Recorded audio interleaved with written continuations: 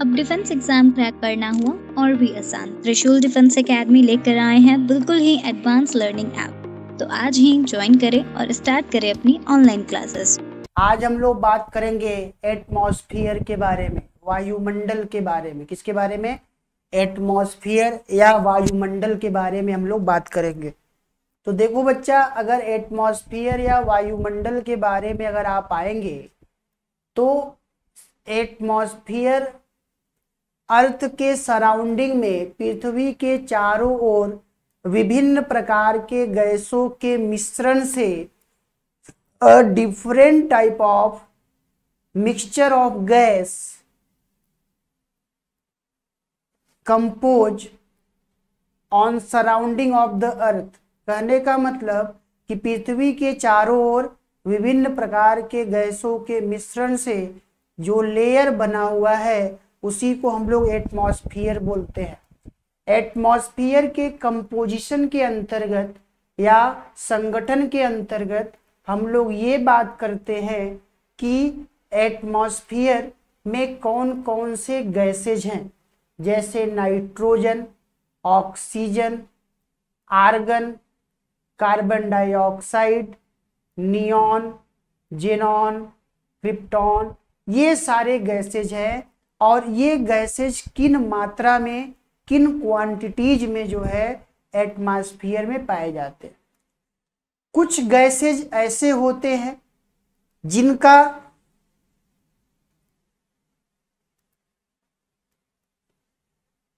Composition या जिनका जो है मात्रा समय के साथ बदलते रहता है, और कुछ गैसेज ऐसे होते हैं जिनकी मात्रा कांस्टेंट होती है। ठीक है, तो कंपोजिशन के अंतर्गत हम लोग कौन कौन से गैसेज से मिलकर एटमॉस्फेयर बना है उसके बारे में बात करते हैं। ठीक है, अब देखिए, चूंकि आज का जो टॉपिक है हम लोग का वो कंपोजिशन नहीं है, बल्कि आज के क्लास में हम लोग बात करेंगे, आज के क्लास में हम लोग बच्चों बात करेंगे स्ट्रक्चर के बारे में। किसके बारे में भाई?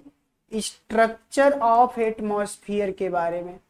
तो एटमॉस्फेयर के स्ट्रक्चर के बारे में या वायुमंडल की संरचना के बारे में बात करेंगे। ठीक है, वायुमंडल की संरचना या स्ट्रक्चर ऑफ एटमॉस्फेयर के बारे में बात करेंगे। चलिए भाई, अगर स्ट्रक्चर ऑफ एटमॉस्फेयर के अंतर्गत अगर आप आएंगे तो सबसे पहले आपको ट्रोपोस्फेयर मिलेगा। अर्थ के सरफेस से या पृथ्वी के क्रस्ट से जब आप एटमॉस्फेयर की ओर जाएंगे तो जो सबसे पहला लेयर है that is known as troposphere, उसको क्षोभ मंडल बोला जाता है, उसे ट्रोपोस्फेयर के नाम से जानते हैं। ठीक है, ट्रोपोस्फेयर से आप आगे बढ़ेंगे तो एक लेयर आपको मिलेगा स्ट्रेटोस्फेयर। कौन सा भाई? स्ट्रेटोस्फेयर, समताप मंडल।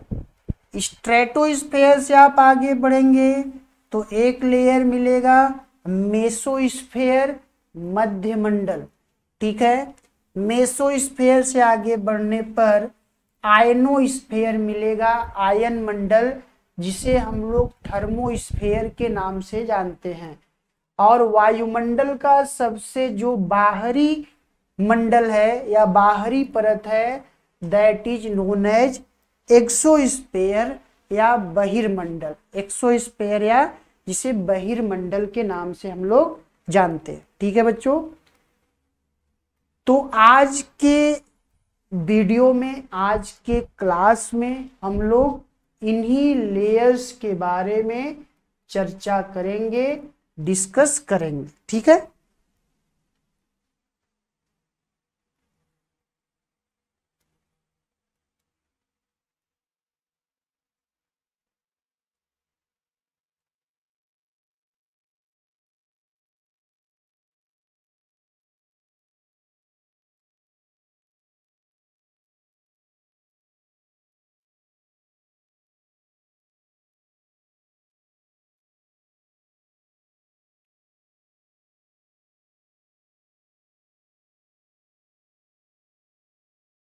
तो बच्चों ये आपके सामने इमेज देख रहा है।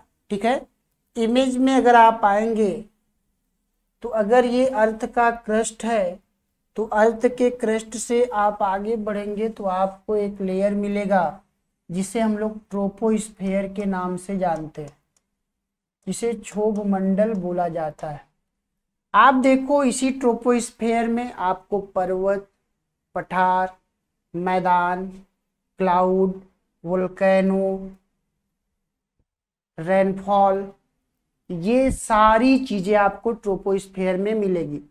और जितने भी मौसम एक्टिविटीज हैं या मौसमी क्रियाएं हैं, वो सारी मौसमी क्रियाएं ये इसी ट्रोपोस्फेयर में होती हैं, क्षोभ मंडल में होती हैं। ठीक है। उसके बाद अगर आप आएंगे ट्रोपोस्फेयर के बाद आपको मिलेगा स्ट्रेटोस्फेयर। कौन सा भाई? स्ट्रेटोस्फेयर। और स्ट्रेटोस्फेयर और ट्रोपोस्फेयर के बीच में जो इनको अलग करता है दोनों को, उस सीमा रेखा को हम लोग ट्रोपोपॉज के नाम से जानते हैं, क्षोभ सीमा के नाम से बच्चों जानते हैं, ट्रोपोपॉज के नाम से हम लोग क्या करते हैं? जानते हैं। ठीक है।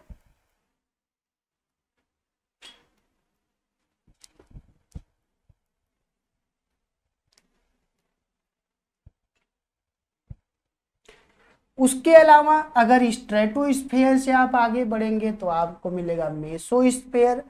और मेसोस्फेयर और स्ट्रेटोस्फेयर को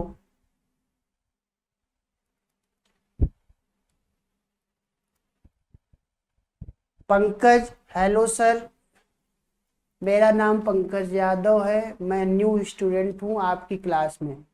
ओके बच्चा, तो पंकज बताएं मैं आपकी क्या सेवा कर सकता हूं। क्या बच्चा आपको जो ये पढ़ाया जा रहा है, जो मैं आपको बता रहा हूँ, क्या आप मेरे द्वारा बताई गए इंफॉर्मेशन समझ पा रहे हैं? आप जो है इसको समझ पा रहे हैं बच्चा? पंकज,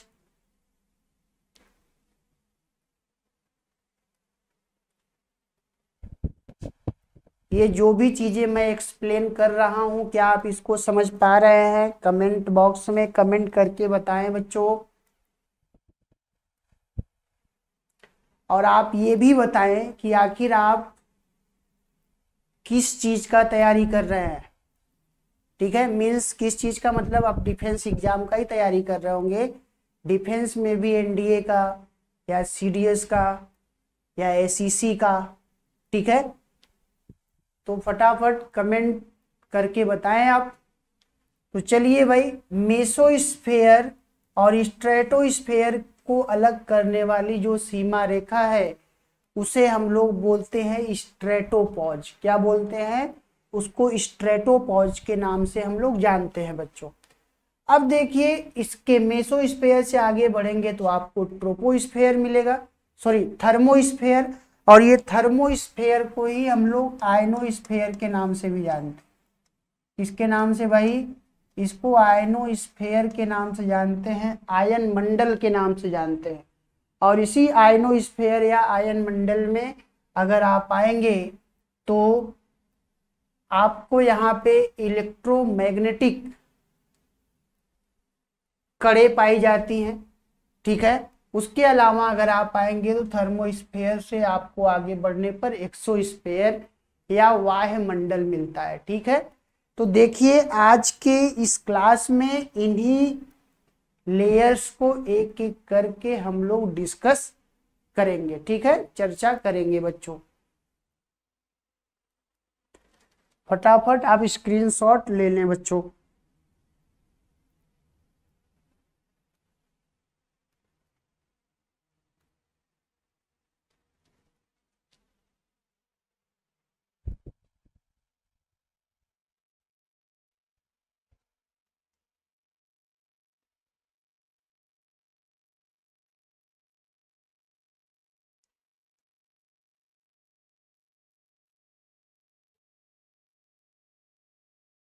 चलिए भाई, सबसे पहले हम लोग बात करते हैं ट्रोपोस्फेयर के बारे में, क्षोभ मंडल के बारे में।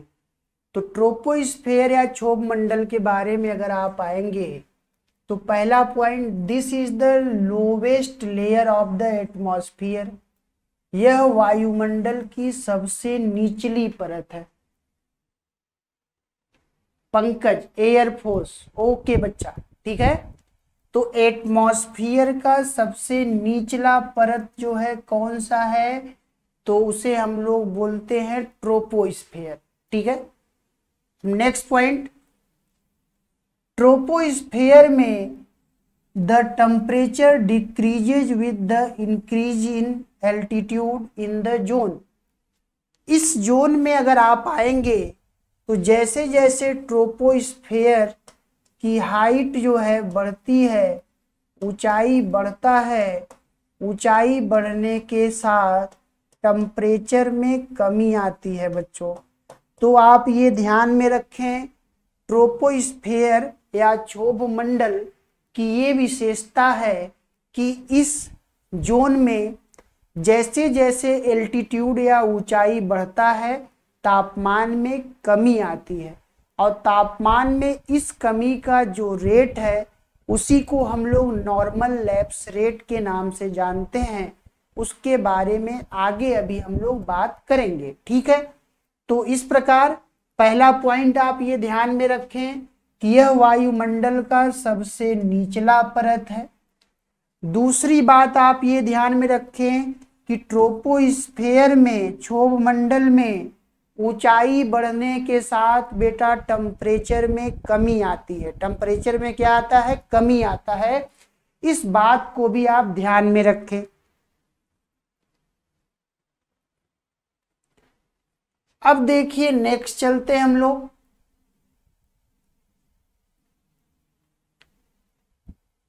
Normal lapse rate with increase in the height of 165 metre the temperature decrease by 1 degree Celsius. This is called normal lapse rate. तो देखो बच्चा, ट्रोपोस्फेयर में 165 मीटर की हाइट पर जाने पर, ऊंचाई पर जाने पर, एवरी 160 मीटर की हाइट पर या ऊंचाई पर जाने पर 1 डिग्री सेल्सियस टेम्परेचर कम होता है। या इसी को आप ऐसे ही बोल सकते हैं कि 1000 मीटर और 1 किलोमीटर की हाइट पर जाने पर 6.4 डिग्री सेंटीग्रेड टेम्परेचर में कमी आती है। और ये जो टेम्परेचर में कमी का रेट है that is known as normal lapse rate. क्या बोलते हैं इसको, इसको नॉर्मल लैप्स रेट के नाम से जानते हैं। नॉर्मल लैप्स रेट के नाम से जानते हैं। सामान्य तापमान ह्रास दर के नाम से जानते हैं। बच्चों फटाफट नोट कर ले या स्क्रीनशॉट ले ले आप लोग।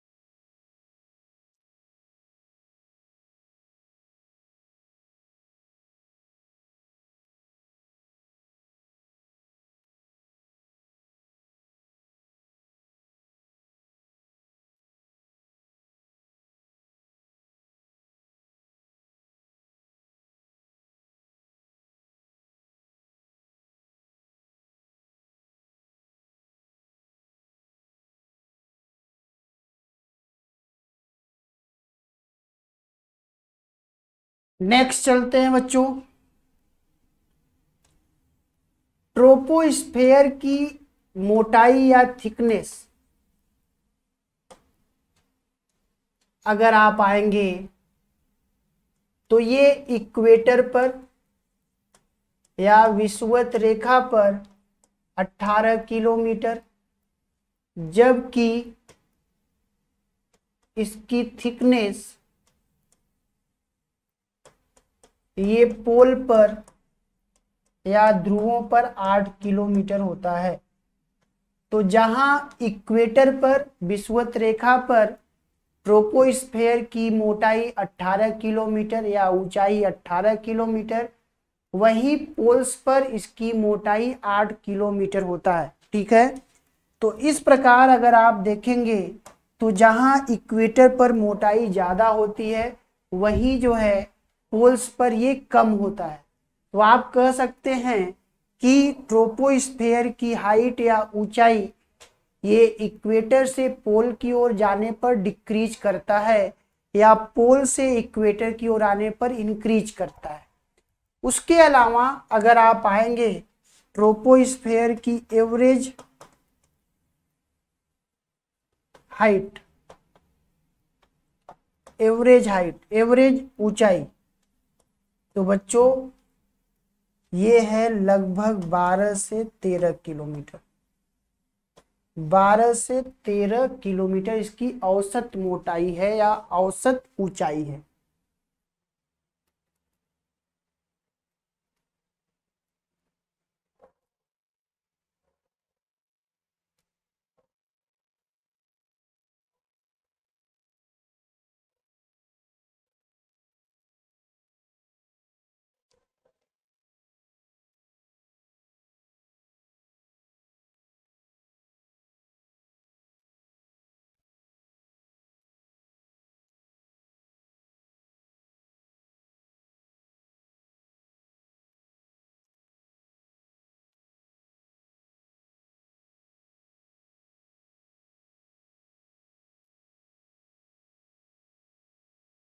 नेक्स्ट चलते हैं।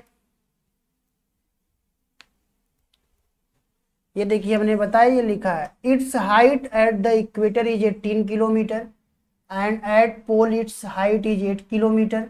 The reason for this is convection currents which are present at the equator. ये जो इक्वेटर पर हाइट जो है 18 किलोमीटर है और पोल्स पर 8 किलोमीटर है, इसका कारण संवहनी धाराएं हैं जो भूमध्य रेखा पर या इक्वेटर पर प्रेजेंट हैं या उपस्थित है। ठीक है, तो नोट कर ले बच्चों।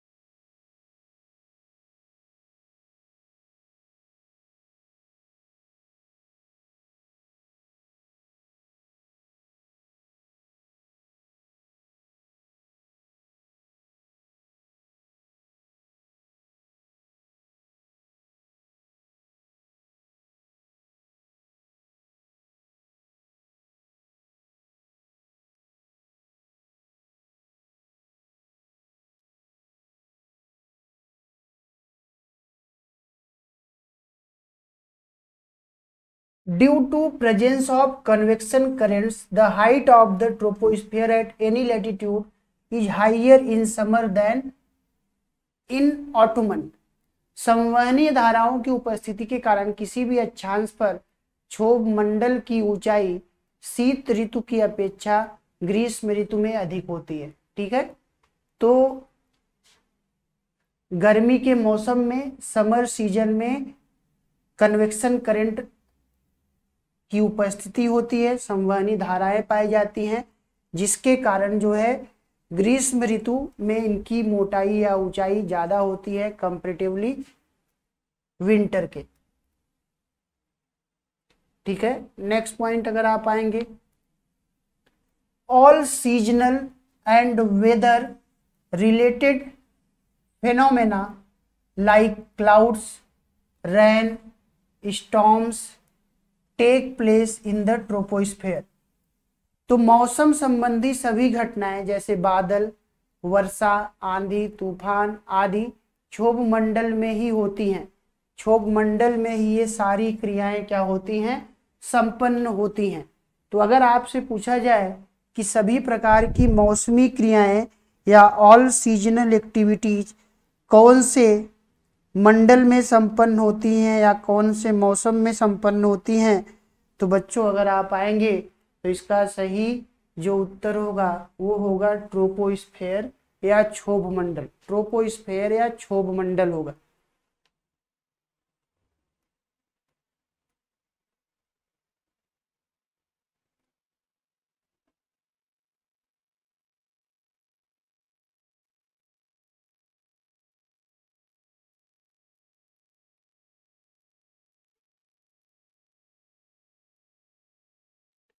अब हम लोग बात करेंगे स्ट्रेटोस्फेयर की।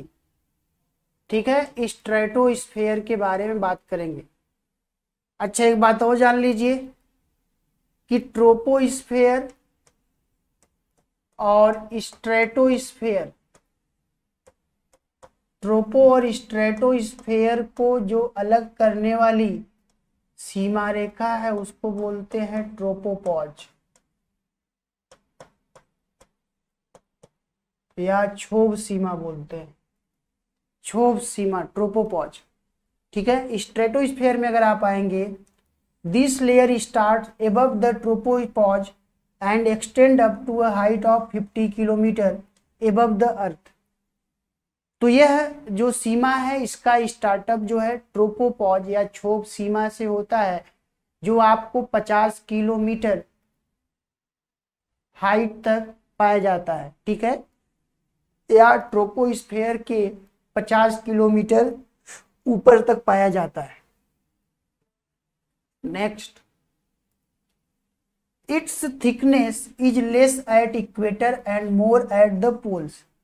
वो ऐसा इसलिए होता है, इक्वेटर पर ये लेस इसलिए होता है क्योंकि इक्वेटर पर जो है ट्रोपोस्फेयर की हाइट ज्यादा होती है। ठीक है, तो अगर 18 किलोमीटर हाइट है तो इस प्रकार अगर आप देखेंगे तो 50 किलोमीटर की हाइट तक ट्रोपोस्फेयर पाया जा रहा है, तो ट्रोपोस्फेयर पाया जा रहा है, तो सॉरी 50 किलोमीटर की हाइट तक स्ट्रेटोस्फेयर पाया जा रहा है और 18 किलोमीटर की हाइट तक इक्वेटर पर जो है ट्रोपोस्फेयर पाया जा रहा है।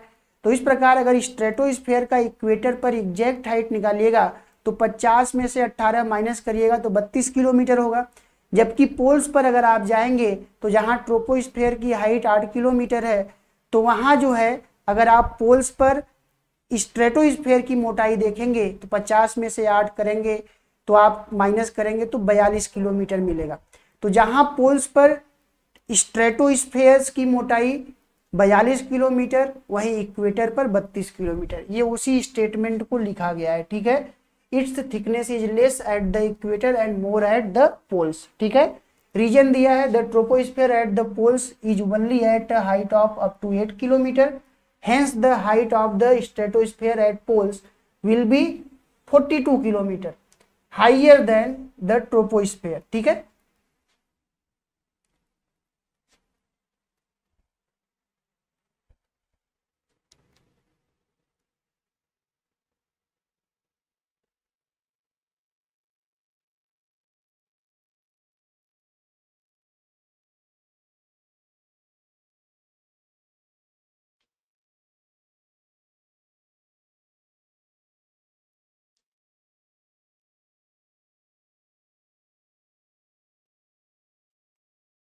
नेक्स्ट चलते हैं, temperature increases with increasing altitude in the stratosphere, the increase in temperature is due to the presence of ozone gas. Ozone gas की उपस्थिति के कारण, एक क्वेश्चन और पूछा जाता है कि ओजोन गैस जो है या ओजोन लेयर कौन से परत में पाया जाता है, तो स्ट्रेटोस्फेयर में। तो ओजोन गैसेज के प्रेजेंस के कारण जो है आप देखेंगे कि स्ट्रेटोस्फेयर में जैसे जैसे इसकी हाइट बढ़ती है तो हाइट बढ़ने के साथ साथ टेम्परेचर भी क्या होता है, बढ़ता है। हाइट बढ़ने के साथ टेम्परेचर भी इंक्रीज करता है, टेम्परेचर बढ़ता है, ठीक है। जबकि आप ट्रोपोस्फेयर में देख रहे थे हाइट बढ़ने के साथ टेम्परेचर घटता है। Next, air flow in the horizontal direction in the stratosphere. तो इस प्रकार स्ट्रेटोस्फेयर में जो एयर फ्लो करता है या चलता है, बहती है, वह जो है हॉरिजॉन्टल डायरेक्शन में बहती है, क्षैतिज दिशा में। नेक्स्ट चलते हैं हम लोग भाई।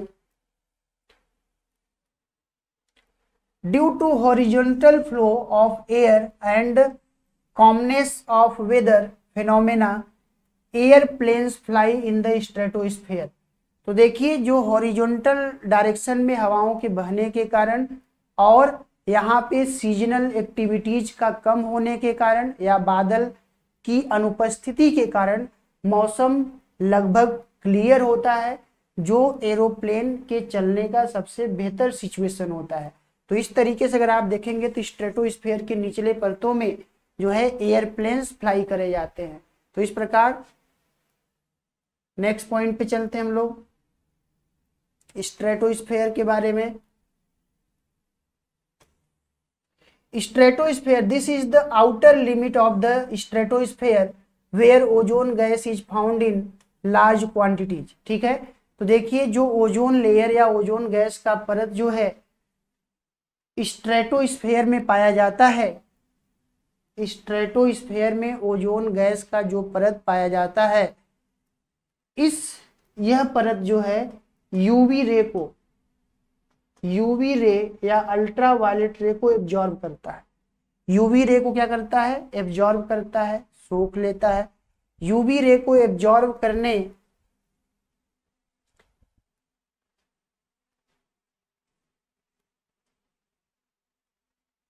के कारण इस ओजोन लेयर को हम लोग अम्ब्रेला ऑफ अर्थ के नाम से भी जानते हैं या पृथ्वी का रक्षा कवच के नाम से जानते हैं, क्योंकि ये सूर्य से निकलने वाली अल्ट्रा वायलेट रे को पृथ्वी की सतह पे नहीं आने देती, जिससे लोग स्किन कैंसर जैसे प्रॉब्लम या समस्याओं से बचते हैं।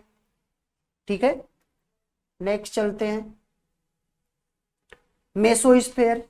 अब देखिए मेसोस्फेयर और स्ट्रेटोस्फेयर को अलग करने वाली जो लेयर होती है उसे हम लोग बोलते हैं स्ट्रेटोपॉज।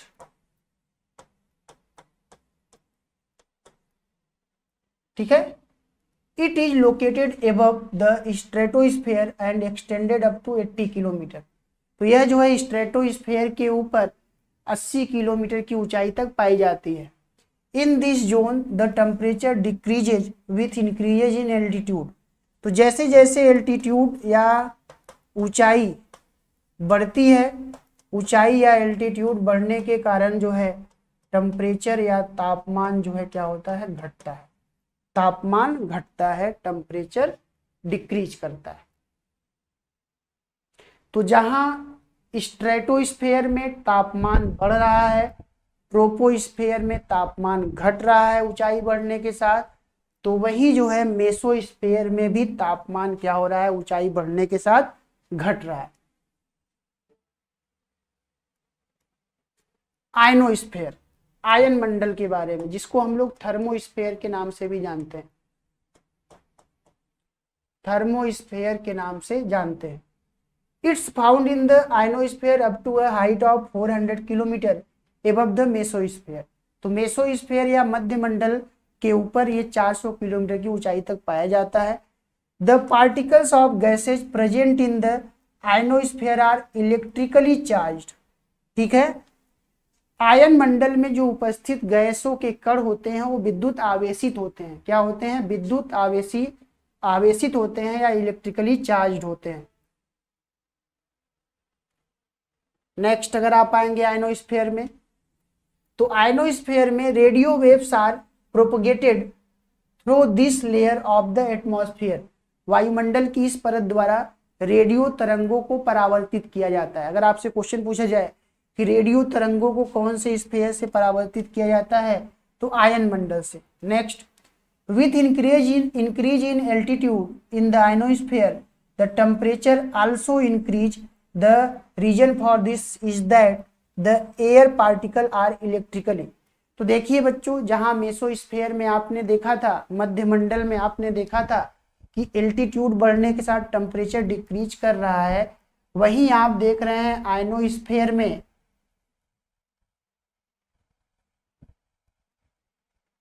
कि एल्टीट्यूड बढ़ने के साथ जो है टेम्परेचर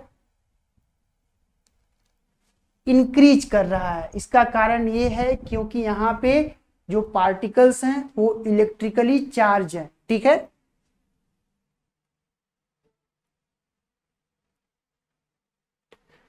आप जो है आयनोस्फीयर को 4 छोटे छोटे परतों में बांट सकते हैं। डी लेयर के अंतर्गत it is located between 6099 kilometre long wavelength radio waves are reflected from this layer. इस लेयर से अगर आप देखेंगे तो दीर्घ तरंग विकिरण वाली तरंगे जो है परावर्तित की जाती हैं। ठीक है, नेक्स्ट ई लेयर से waves of medium wavelength of radio waves are reflected from this layer. तो ई लेयर से जो है जो मीडियम वेवलेंथ वाली रेडियो वेव्स होती हैं वो रिफ्लेक्ट की जाती हैं। F layer, short wavelength radio waves are reflected from this layer. तो इस प्रकार अगर आप देखेंगे तो जो शॉर्ट वेवलेंथ वाली रेडियो वेव्स होती हैं वो इस लेयर से रिफ्लेक्ट करी जाती है। जी लेयर, यहाँ से all types of radio waves can be reflected from this layer. ठीक है, तो जी लेयर से सभी प्रकार के मीडियम वेव्स रिफ्लेक्ट करे जाते हैं।